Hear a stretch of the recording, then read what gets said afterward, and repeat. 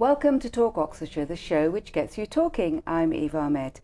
Well, today we're going to be chatting about crime writing with two Oxfordshire-based authors, Peter Tickler and Sharon Bolton. Hi Sharon, hi Peter. Hi. Hello. So, how did you get into crime and why? Well, I don't know about Peter, but I didn't have a choice. I think if you're a writer, you have to write the sort of books that you love to read. And I've always been fascinated by dark, scary stories, the sort of stories that as a child would give me nightmares or keep me awake at night. And I still love those sort of stories. So inevitably, that's what I'm going to write. How about you?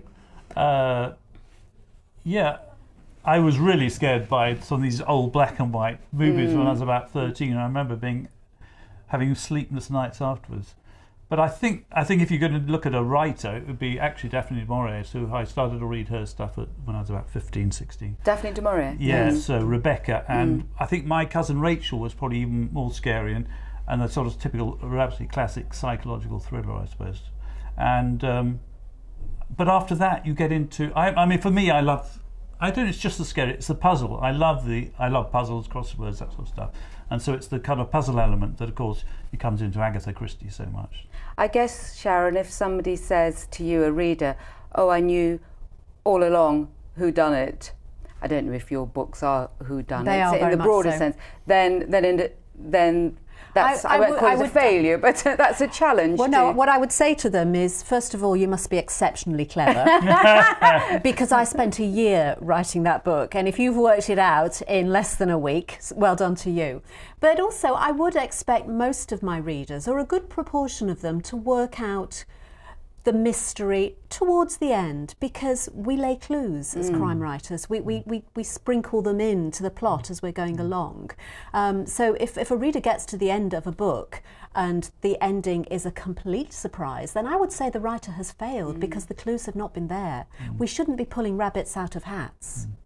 Now, you're both members of the Oxfordshire Crime Writers Association. We are, yes. What happens there? I picture... We can't possibly tell you that. It's a secret cabal. No, not quite. Now, how do you get to be a member? You have to have published a certain amount of books. You just have to be a crime writer living in Oxford or around Oxford. And it's a self-help group for crime writers, isn't it? Yeah, We go there and cry. we talk about how we do our research. Publicity. how best, one. yes. Yeah. I think we got a meeting next month. We're going to talk about festivals and getting literary festivals and that sort of stuff. So and of course, the Great Morse is Indeed. Well, there's a fine tradition of associated. crime writing in Oxford. yeah, still carrying on, of course, but Yes. more on the telly, isn't it? Do you set your books in Oxfordshire, either of you? Well, does, personally, yes. I mean, my first three books are all set purely in Oxford or Oxfordshire, but not the university. I tend to shy away from the university, despite having been there once, or perhaps because. So mine is kind of side street Oxford, really. But the last two have been, well, the most recent one really starts in Oxford, but then moves to other parts of the UK. I don't know why, just that sort of book that needed to. But no, I love writing about Oxford. And people often do say, one of the things that I'm glad there's, I think there's more than one thing they like. One of the things they like about my books is they can imagine walking along County Road or particular streets or on the river, and really, because they've been there themselves, they can absolutely picture it. So I like playing around like that. Yeah. What about you, Sharon? Where do you go don't. for? I'm a little bit intimidated by the sheer number of really brilliant writing that there's been based in Oxford already, I mean, Peter including, of course. So I tend to look for different locations, mainly British locations, although I have set a book in the Falkland Islands. But I look for places that might be beautiful on the surface, but I can sense something a little bit sinister going on underneath, maybe the snake wriggling through the undergrowth. If I can see that in a location, which can be rural or urban, then that starts to excite me and I start to think about the story that could be in that place. How do you do your research? Do you spend time with police forensics? Not really. There are writers who do, but my research tends to be, I'll do quite a lot at the beginning. I'll spend the first 2 or 3 months researching around my subject matter, but that's mainly desk research. It's on the internet, it's reading books. Then I'll write the story, and then I will bring in the experts to read through what I've done and tell me if I've done anything wrong. And that's the method that seems to work best for me. I don't know, do you have a different? I do a bit of research, but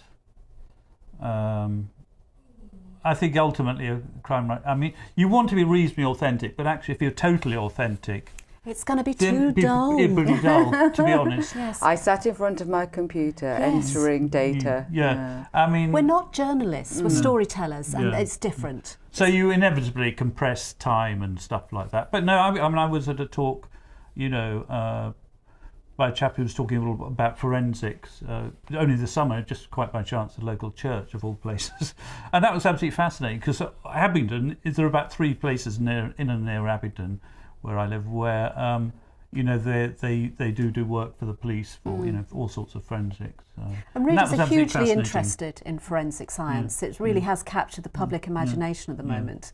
But we have to be quite careful, because if we overload the science, then we are turning our readers off. It's a delicate juggling act, isn't it? Getting just the right amount of factual content in there to flesh out the story, to bring it to life, but not to bore the reader. No, or not to inspire them to do some dastardly deed. So you've got one of your books here, Sharon, Daisy in Chains. Daisy in do you want Chains to is tell my new us book. Yes, about it's the story of a serial killer called Hamish Wolfe, who is serving a life sentence in Parkhurst Prison for the murder of 3 young women. He is handsome, he's charismatic, and he has a fan club of women who adore him, who write to him, who try to visit him, who send him gifts.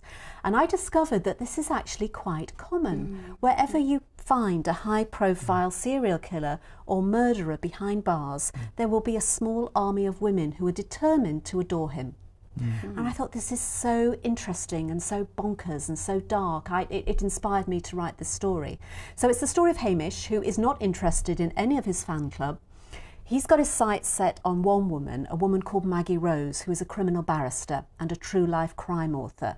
And she specialises in taking on cases where she thinks there's been a miscarriage of justice and getting it turned around and getting the man out of prison. Hamish wants her to be his new lawyer. He thinks she can change his fate. She's not interested. She thinks he's guilty. He won't give up. He writes to her again. He tries to persuade her. She gets intrigued. She goes along to visit. And then there becomes a sort of cat and mouse game between the two of them, where the balance of power swings from one to the other, and we're never really sure what's going on with either of them and where this relationship is going to take them. So you're not going to give away the ending? Well, that would be no a bit spoiler foolish, alert. wouldn't it? No. And Peter, what do you want to tell us about the girl who stole the apple? The girl who stole the apple.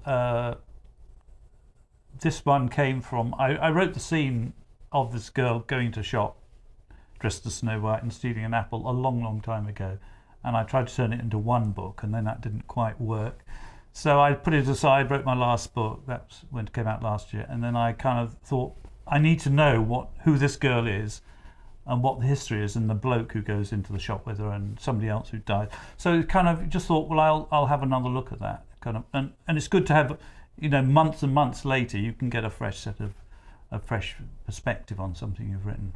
And so it kind of, I then just tried writing, and it kind of eventually got there, really. Yeah.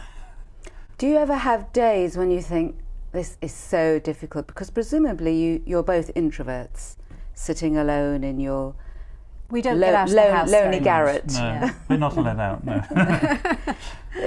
You have to be, it's concentrated long periods of time by yourself. There are days when it's harder than others. The being by myself bit, I don't mind at all. I actually quite like that. I have a dog, and she's all the company I need for most of the time. But there are days when the writing is harder than others. But I don't know about Peter, but I don't believe in this nonsense about writer's block. Okay. I can't afford to have writer's block. I'm under a contract to deliver a book a year. So I have to sit down at my desk at 9 o'clock every morning, and I have to write something. And if it's harder than usual, then I just have to get on with it. Are you the same? You don't wait for the muse to appear? I think I'd be waiting forever. I don't believe in the muse. It's a job. I don't have a muse, no. I'd like to have a muse. Yeah. Well, my writing is round other work that I do. I'm self-employed. But so I'm certainly not as disciplined as Sharon clearly is. But I think once you get into writing the book, I mean, for me, a lot of the hard work comes in thinking about it and trying to get some idea of the plot and stuff. once you get into writing, and that bit is often relatively, I mean, I wouldn't say you get it right first time, but it's quite easy just to write a scene, and then the next scene and the next, and you'll go back and think some scenes aren't much cut or need work. But you can always put them right, can't you? No, yes. I find that bit the really fun bit and the nice bit. But then you get to the end of trying to pull it all into a tighter ball and tidy it up, and then, as Sharon knows, you get an editor who says, oh, this bit doesn't quite work and that bit doesn't quite work. And so you just think you've got it off your hands, and of course you haven't. So the editor comes along. And you have to listen to editors because they usually know best. They do, sadly. It's very annoying, but they do know what they're talking about. Do you sometimes cast around for ideas and search for inspiration, or do plots just come to you? They do tend to just come. But they don't come as fully formed plots. I only wish they did. They will be ideas that strike us as being something out of the ordinary.